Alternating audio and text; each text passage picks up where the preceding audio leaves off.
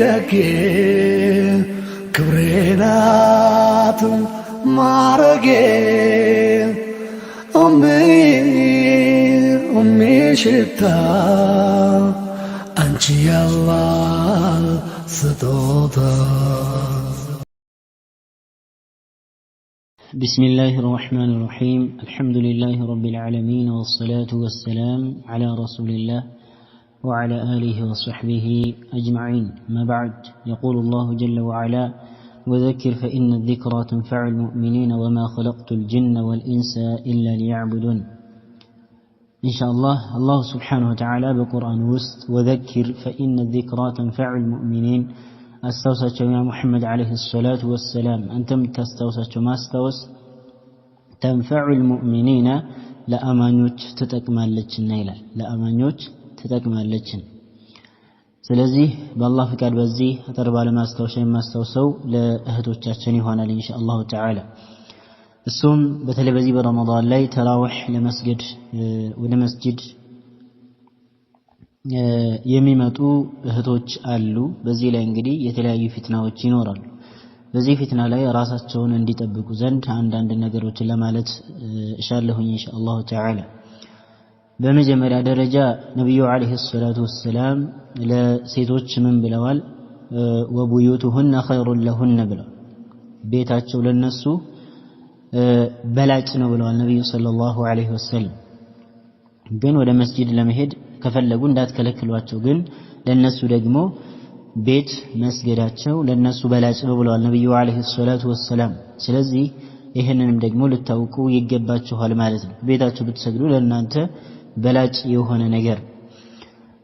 ሌላኛው ሲቀጥል በዚህ በተለይ ማታ ማታ እንደዚህ በተለይ በከተማ አካባቢ ላይ የተለያዩ ችግሮች ይከሰታሉ። በተለይ በእነዚህ ሴት እህቶቻችንን ለማጥመድ ብለው የቆርጠው የሚነሱ የሆኑ ወንዶች ስላሉ በዚህ ላይ በጣም ጥንቃቄ ማድረግ ይጠበቅባችኋል ማለት ነው። በጣም አደጋ ነው። በተለይ እነሱን ብቻ ለማጥመድ ብለው በጣም ትልቅ ችግር የሆነ ውስጥ ላይ እንዲያስገቧቸው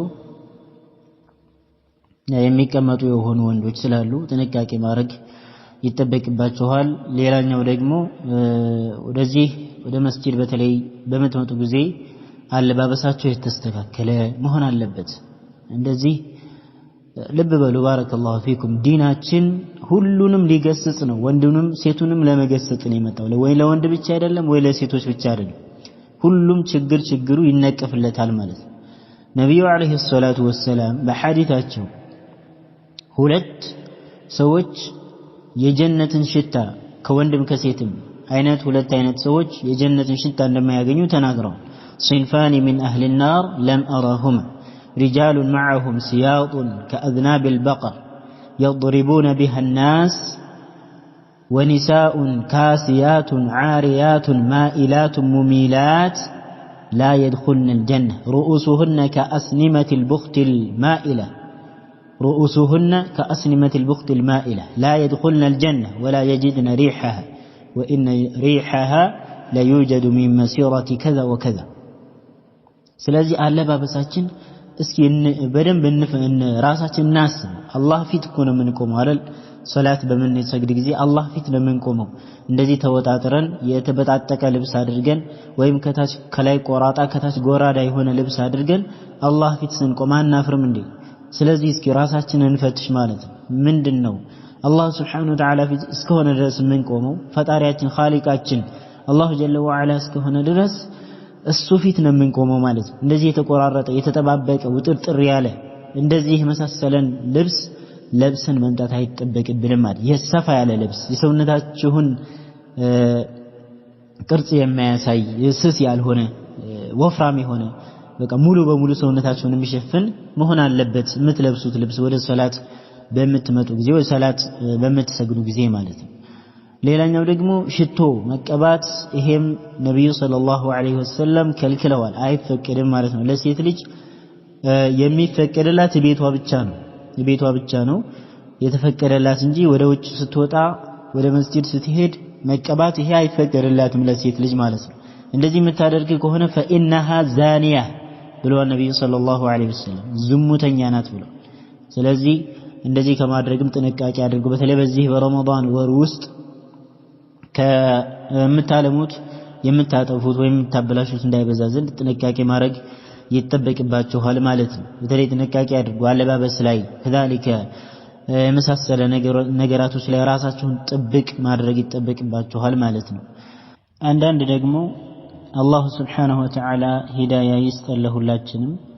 አንዳንድ ደግሞ አላህ አያየኝም የሚልን ሐሳብ በጭንቅላታቸው ያስቀመጡ ይመስል ከሰዎች ወይም ከቤተሰቦቻቸው ለተራዊህ ብለው ይወጣሉ። ግን ሐራም ከአጅነቢ ከሆነ ወንድ ጋር ከማይፈቀድላት ከሆነ ወንድ ጋር ሰው አላህን እየለመነ መስጂድ ላይ ለአላህ እያለቀሰ ለአላህ እየተዋደቀ ጨለማን ተገን በማድረግ የተለያዩ አጸያፊ የሆኑ ነገራቶች ከዛሊከ ከወንዶች ጋር ከተማ ለከተማ መዞር ይሄ የተለመደ የሆነ ነገር ሆኗል።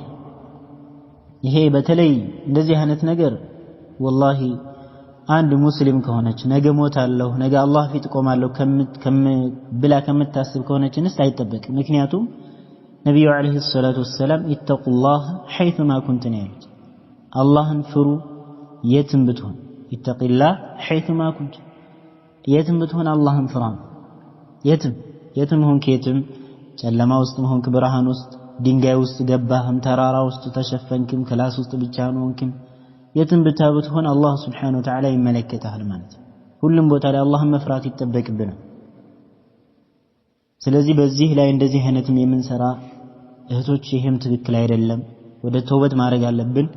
ወደ አላህ ሱብሓነሁ ወተዓላ መመለስ ይጠበቅብናል። በተለይ በዚህ ወር እንደዚህ አይነት ሐራም የሆነ ነገር መዳፈርም ተገቢ አይደለም። በዚህ ወር ወደ አላህ የምንመለስበት ተውበት የምናደርግበት ወር እንጂ እንደዚህ አይነት ወንጀልን የምንዳፈርበት ወር አይደለም። ስለዚህ በተራዊህ ሰበብ የሚመጡ የተለያዩ ፈሳዶች አሉ። በተለይ ራሳችንን እንቆጥብ ማለት ነው። ራሳችንን መቆጠብ መያዝ አለብን። ከዚህ ሁሉ ወቡዩቱሁነ ኸይሩን ለሁነ ነው የተባለውና ከተቻለ ቤት መስገዱ ለእናንተ ኸይር ነው። በጣም ብዙ የሆነ መስለሐ ስላለው ማለት ነው። ወደ ውጭ ስትወጡ ደግሞ በጣም ብዙ የሆነ ችግርን ስለሚያጋጥም ጥንቃቄ ማድረጉ ተገቢ ነው። ስለዚህ ራሳችሁን ጠብቁ፣ ራሳችሁን ልትይዙ ይገባል። እንደዚህ አይነት በተለይ ወንጀሎችን እንዳትዳፈሩም አላህን ሱብሓነሁ ወተዓላ ልትፈሩ ይገባችኋል።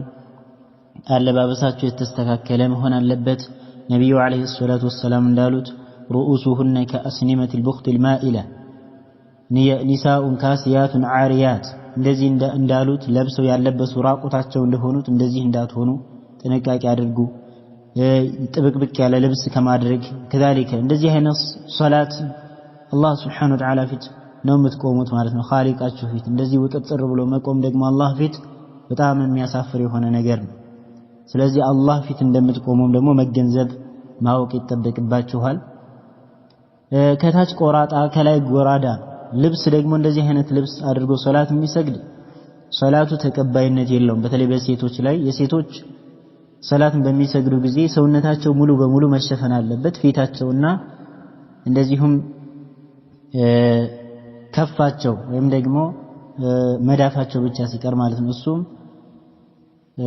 አጅነቢ የሆነ ወንድ ጋር ግዴታ መሸፈን ይጠበቅባቸዋል። ስለዚህ ሰላታችሁን ጠብቁ፣ ሰላታችሁን አታበላሹ።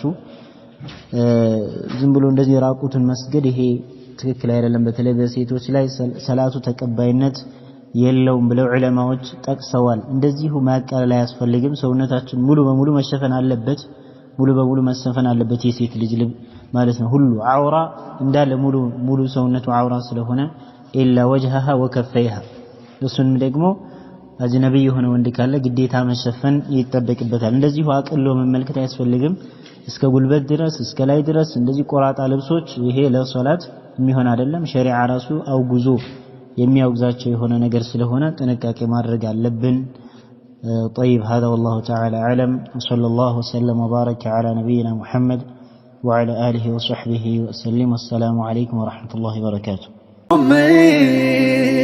أمي دكي كبرينات معرقي